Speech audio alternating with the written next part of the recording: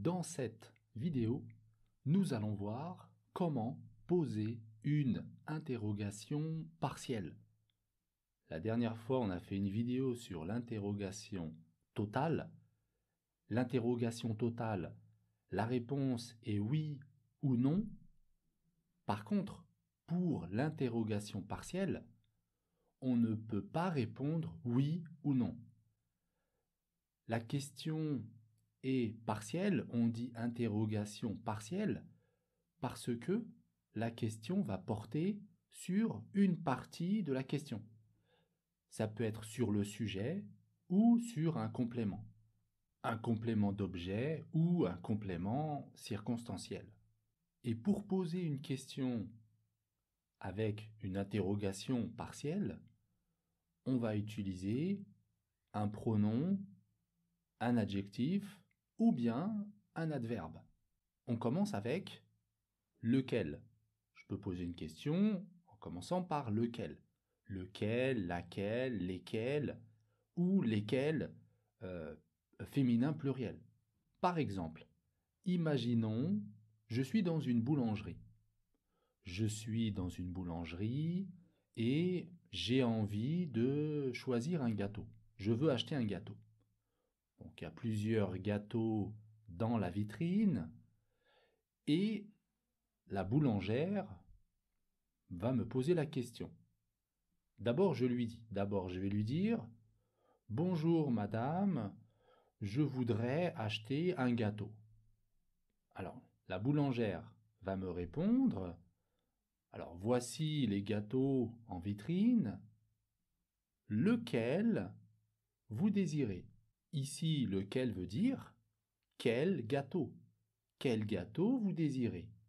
Quel gâteau vous choisissez? Lequel vous voulez? Vous voyez, lequel remplace quel plus un nom. Et quand on utilise lequel, c'est pour exprimer un choix. Je vais choisir entre plusieurs choses. Lequel vous désirez? Donc lequel, c'est un pronom. Lequel, c'est quel plus un nom. On peut également utiliser quel. Je peux utiliser quel si je veux poser une question partielle. Je peux utiliser tout simplement quel. Et quel, pareil, va s'accorder avec le nom. On a quel au masculin, quel au féminin, quel masculin pluriel ou féminin pluriel. Par exemple, je suis dans une bibliothèque. Je veux choisir un livre. Et la personne à l'accueil peut me demander quel livre vous voulez. Quel livre vous voulez? Et là, je peux répondre je vais prendre ce livre. Je vais prendre ce livre. Je peux aussi remplacer ce livre par un pronom.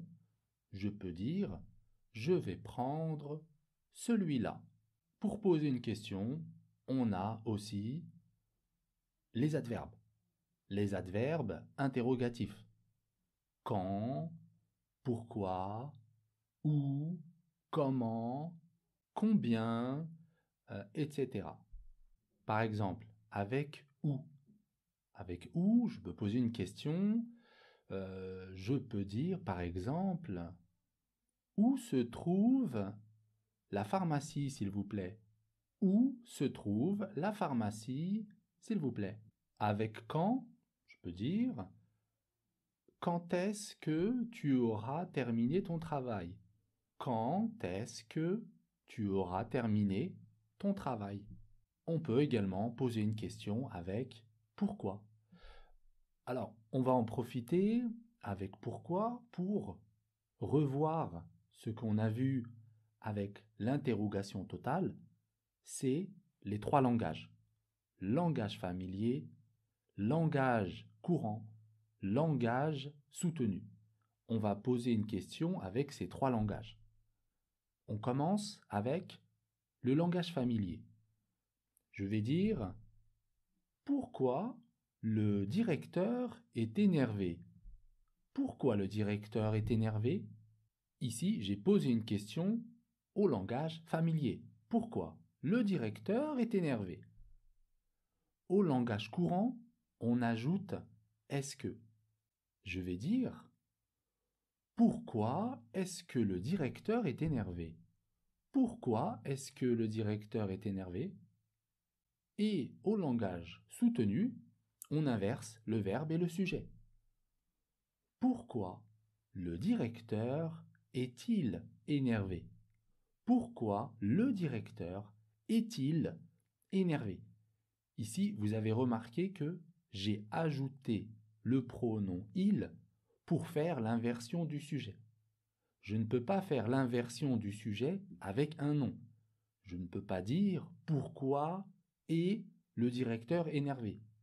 Je ne peux pas dire ça. Pourquoi est le directeur? Je vais dire « pourquoi le directeur est-il énervé ?» Voilà, j'ai terminé avec l'interrogation partielle.